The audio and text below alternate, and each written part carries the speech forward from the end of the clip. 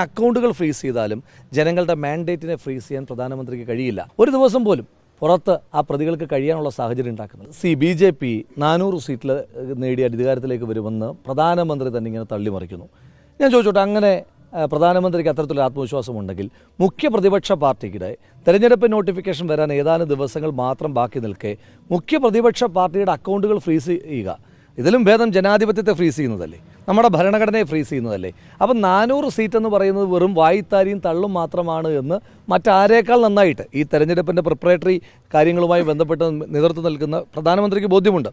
അതുകൊണ്ടാണല്ലോ മോദി നേരിട്ടിടപെട്ടുകൊണ്ട് കോൺഗ്രസിൻ്റെ അക്കൗണ്ടുകൾ ഫ്രീസ് ചെയ്യുന്നത്. അങ്ങനെ അക്കൗണ്ടുകൾ ഫ്രീസ് ചെയ്താലും ജനങ്ങളുടെ മാൻഡേറ്റിനെ ഫ്രീസ് ചെയ്യാൻ പ്രധാനമന്ത്രിക്ക് കഴിയില്ല.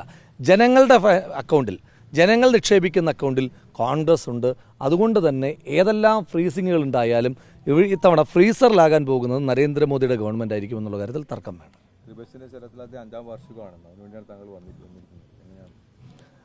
അതായത് ഒരു കൊലപാതകം കൊണ്ട് ഒരു നാട്ടിലെ രാഷ്ട്രീയ പ്രസ്ഥാനത്തെ ഇല്ലാതാക്കാൻ കഴിയുമെന്നുള്ള CPM-കാരൻ്റെ ഒരു ധാർഷ്ട്യമുണ്ട്. ആ ധാർഷ്ട്യത്തിനേറ്റ കനത്ത പ്രഹരമാണ് ശരത് ലാലിൻ്റെയും കൃപേഷിൻ്റെയും കൊലപാതകം. ഒന്ന് ആലോചിച്ച് നോക്കൂ, ഞങ്ങൾക്ക് കൊടി കെട്ടാൻ സ്വാതന്ത്ര്യമില്ലാതിരുന്നൊരു പ്രദേശമല്ലേ.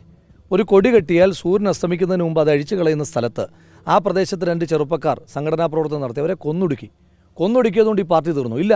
ആ നാട്ടിലെ ജനത ഈ CPM എന്ന് പറയുന്ന കൊലയാളി പാർട്ടിയോട് കാണിച്ചിരിക്കുന്ന ഒരു പ്രതികാരമുണ്ട്.